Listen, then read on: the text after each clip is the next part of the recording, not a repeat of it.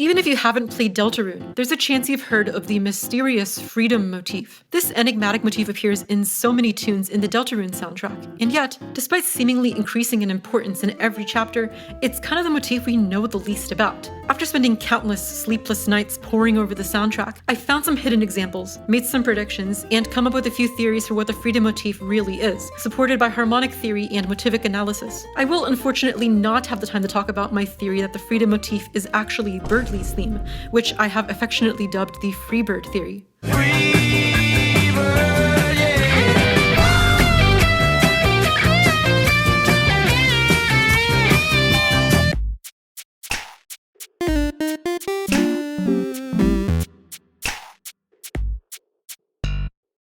Before we take a look at the Freedom Motif, first a word from today's sponsor.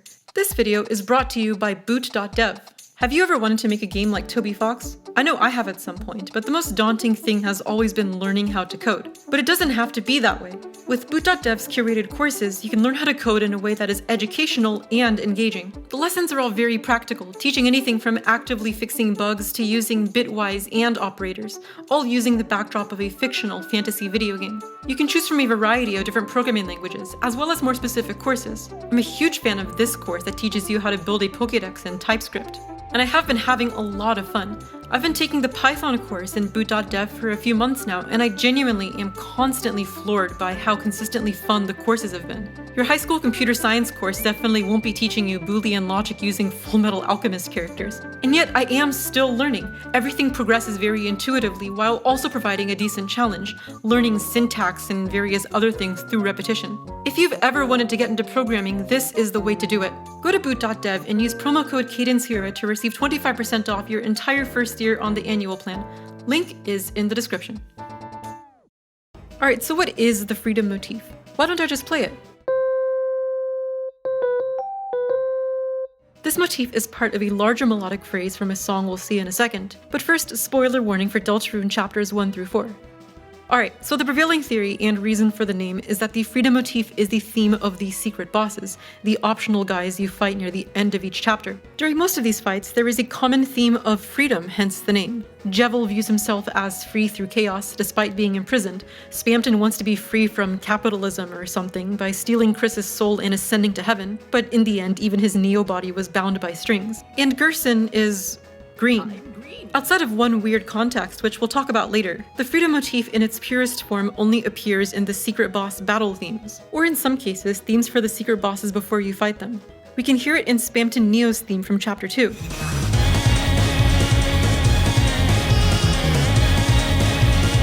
Hammer of Justice from Chapter 4.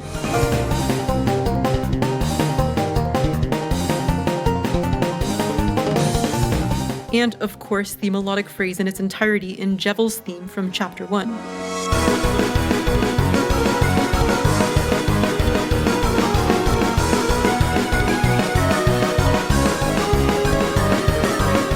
The motif is contained within the first two measures. Something interesting about this is the relatively small note pool, using only 3 distinct notes, the 3rd, 2nd, and 7th of our key. Toby's generally pretty good at writing these snappy, efficient motifs, but I can't think of any other non-ostinato motif in Deltarune that uses as limited a set of notes as this. Doesn't seem to be thematically interesting, but it is cool nonetheless. The full melodic phrase is 8 measures long, with a similarly efficient development. The first 2 bars establish our motif. Bars 3 and 4 develop it, keeping the same rhythm but flipping our contour upside down, making a cute little valley this time. Bar 5 takes our motif and offsets it forwards by an 8th note, giving a slightly different flavor of our motif, which then goes into new material for the following 3 measures. Super strong and cohesive development of the main idea. It kind of disintegrates with each repeat, which works really well with Jevil's themes of chaos, chaos. Harmonically, all 8 chords are distinct, save for the repeat of our flat 6, the E. Gives a rather nice symmetry to the phrase. I also like the restraint in using the weaker minor 5 in bar 4, and then giving us the stronger 5 dominant 7 at the end.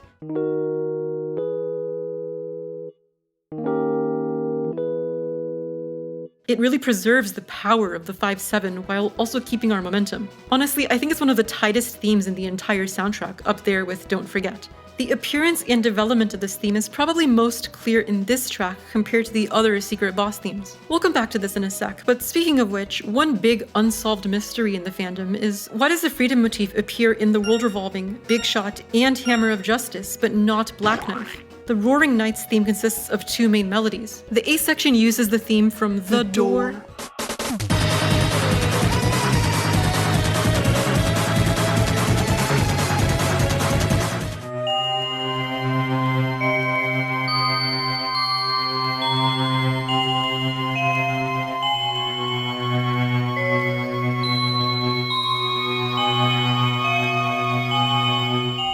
The B section is a little bit different.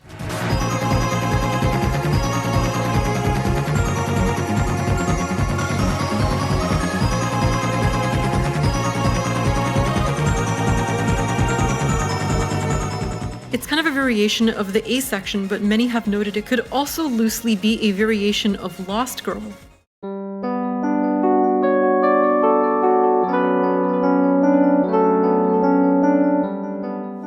These 5 notes are almost exactly the same, except these two guys are flipped.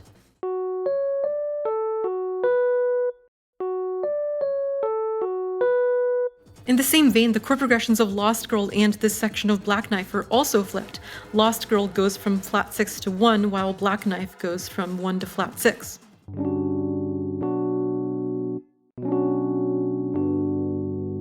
It would, of course, be very convenient if these two tracks were related, since it's all but confirmed that Rory Night is in fact December Death's Holiday, Noelle's sister and the eponymous Lost Girl. And if that's the case, Black Knife's two main melodies spell out a pretty simple idea. The door motif seems to symbolize entering the Dark World, as we hear it when Chris and Susie enter the Dark World through the door. So back to back, the melodies are entering the Dark World and Death, presumably the Lost Girl. Death both lost in the Dark World and with a loss of identity. The reversal of the Lost Girl motif and of the chord progression could allude to this alternate persona of Death, or just the dichotomy of the light and dark world in general, which we'll explore a bit later.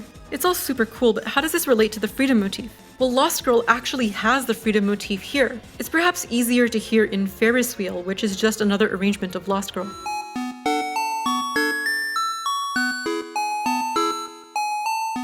The tail end of measure 2 is the Freedom Motif verbatim, even using the exact same rhythms.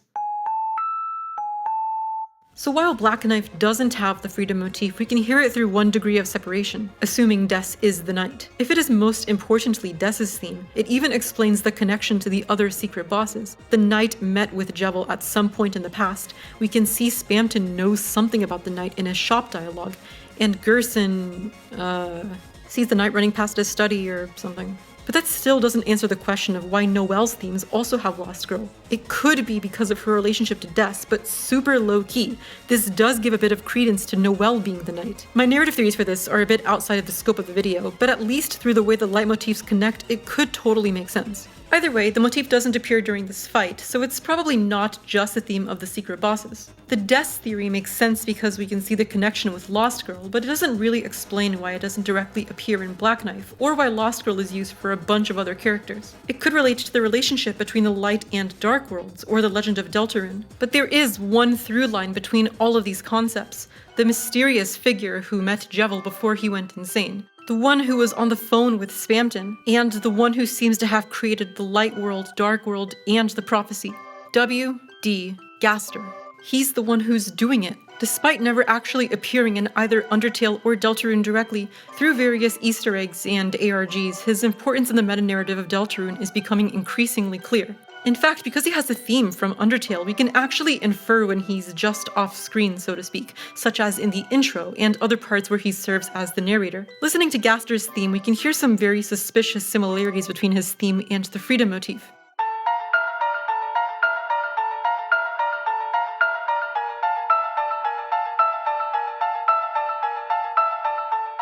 These 4 measures are the entire theme as we know it, just looping indefinitely. The 2 distinct voices in the piano vaguely outline a D minor-ish tonality, but otherwise we don't have an especially clear chord progression, just these haunting ostinatos. This repeating minor ninth interval is especially creepy. If we isolate the notes in the top voice though, we get this. sounds almost exactly like the Freedom Motif. It's the same 5 notes, but the last 2 here are flipped, similar to what we saw in Lost Girl and Black Knife. Something I want to explore as well is the usage of constant structure or planing, which kind of relates to the Freedom Motif in an interesting way. At least for the top voice, the latter 2 measures of Gaster's theme are just the first 2 measures transposed down a half step. We can see the same idea of taking the entire structure and moving it downwards in Another Hymn, the first song you hear in Deltarune.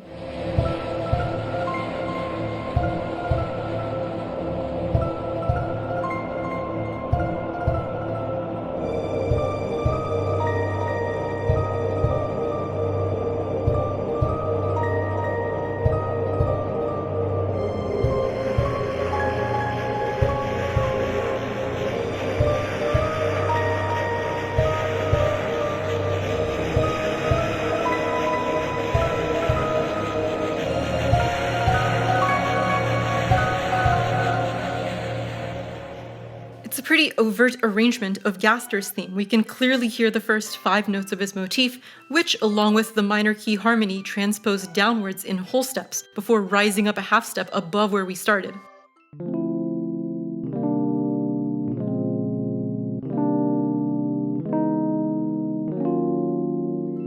It's just such a strange and alien sound, especially considering how tonal and functional the majority of Deltarune's soundtrack is. But it is fitting for Gaster, this cryptid who looms over the narrative. If we're considering the Freedom Motif to be a variation of Gaster's theme, it could explain why Airwaves of all songs has it.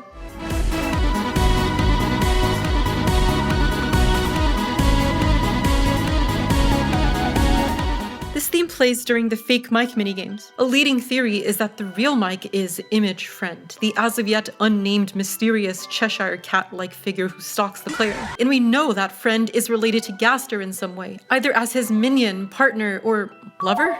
But anyways, looking more at the idea of constant structure and transposition, we can find other songs with hidden Gaster influence. Faint Glow, for instance, just sounds like the unassuming file select music from Chapter 2 onwards, even using the Don't Forget motif.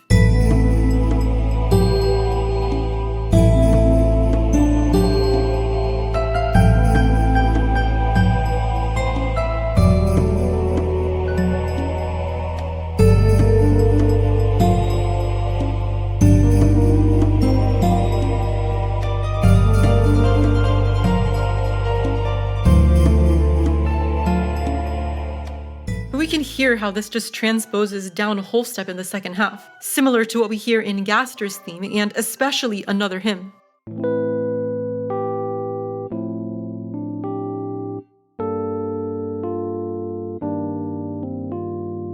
This kind of meta-context makes a lot of sense for Gaster as he talks to the player directly both in the intro and on the game over screen. Speaking of which, he appears in that theme as well.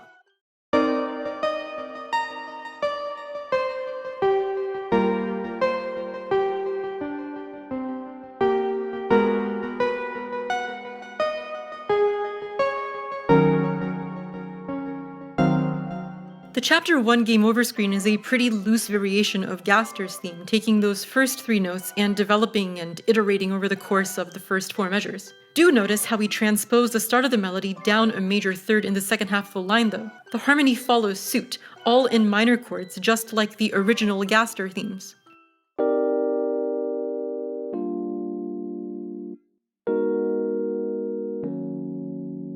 I'm especially interested in this idea of minor chords separated by a descending major third, because this exact same thing happens in Circus, which plays outside of Djevel's prison cell.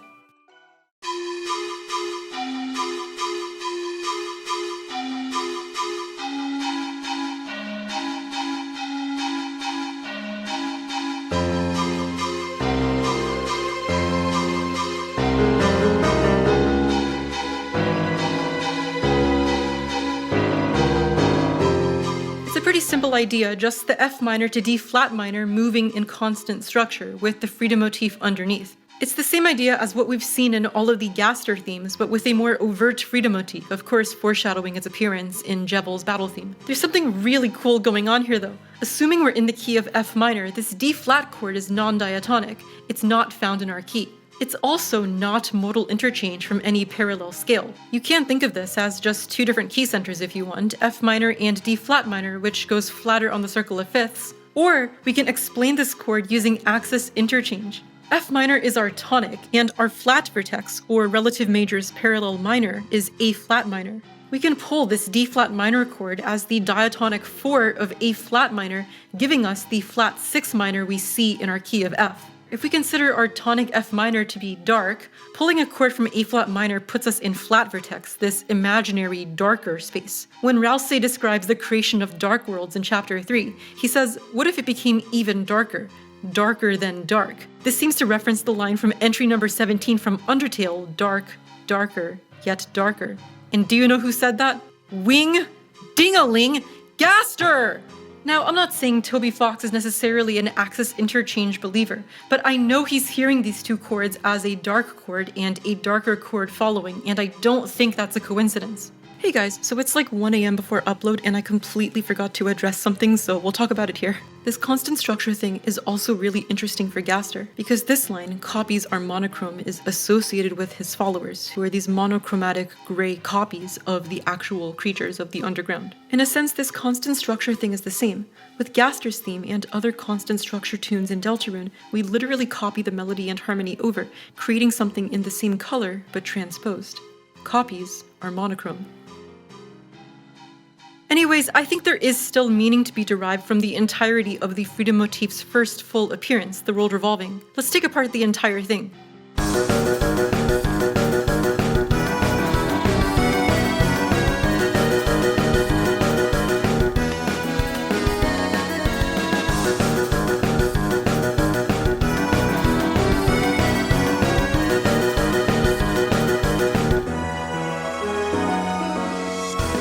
The intro does the same 1 minor to flat 6 minor thing we saw in Circus. People have pointed out that this melody here resembles the door motif, or the A section of Black Knife.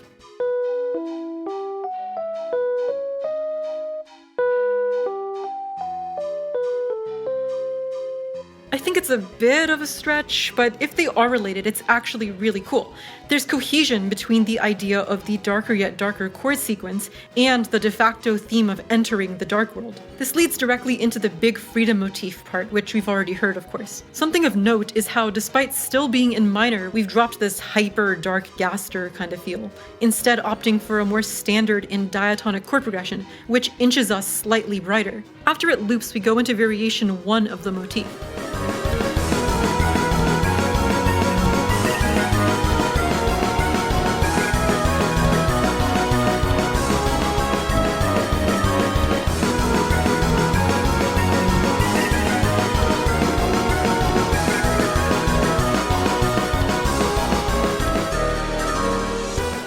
This section is super underrated. We've taken our main motif and almost turned it into this rising ostinato, reaching ever higher with continuous eighth notes, but still inserting that main stepwise figure. The chords are otherwise the same, but this measure is rather noteworthy. We have the normal 5 minor, but the melody hits this lovely non-diatonic E sharp, giving us a kind of 5 minor 9 flavor.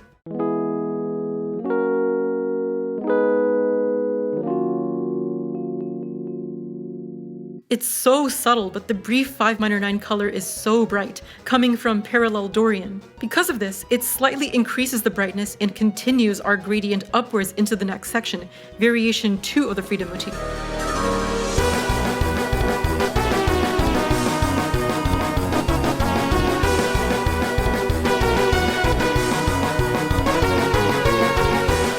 This part is so cool. Melodically, it's kind of a reversal of the contour of the standard motif. Whereas the normal Freedom Motif has a lot of rising figures that step or jump up, this variation steps down. The chord progression is flat 6 minor to flat 3, but especially with how the phrase ends with the flat 7 instead of the usual 5, I think it actually makes more sense to analyze this section in major. And in that case, we can see something pretty cool. Considering we've tonicized major, we've actually continued to step up in brightness. Additionally, the 4 minor to 1 major progression is almost an exact reversal of the idea we saw in the intro. The 4 minor to 1 major is going from parallel minor, flat vertex, back to our major, tonic vertex.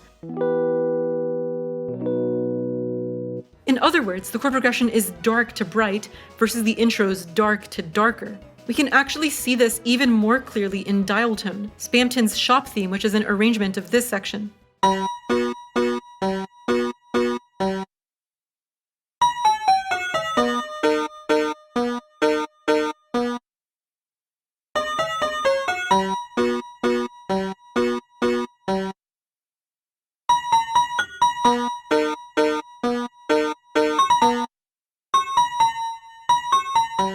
We've replaced the 4 minor with flat 6 major, which is fine since they're rather interchangeable, the flat 6 also being from flat vertex. I'm fascinated by how this flips the circus chords in literally every way.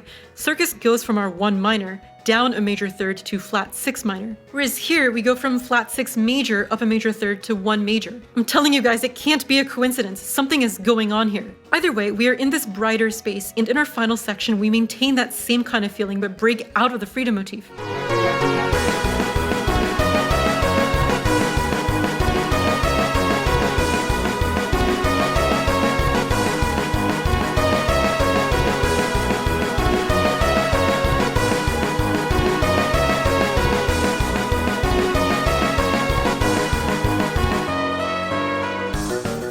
In this final part, the triumphant and striving Don't Forget melody takes over, looping through to the end. The chords give us the flat 6, flat 7, 1, flat 7, or analyzing it in major, 4, 5, 6, 5.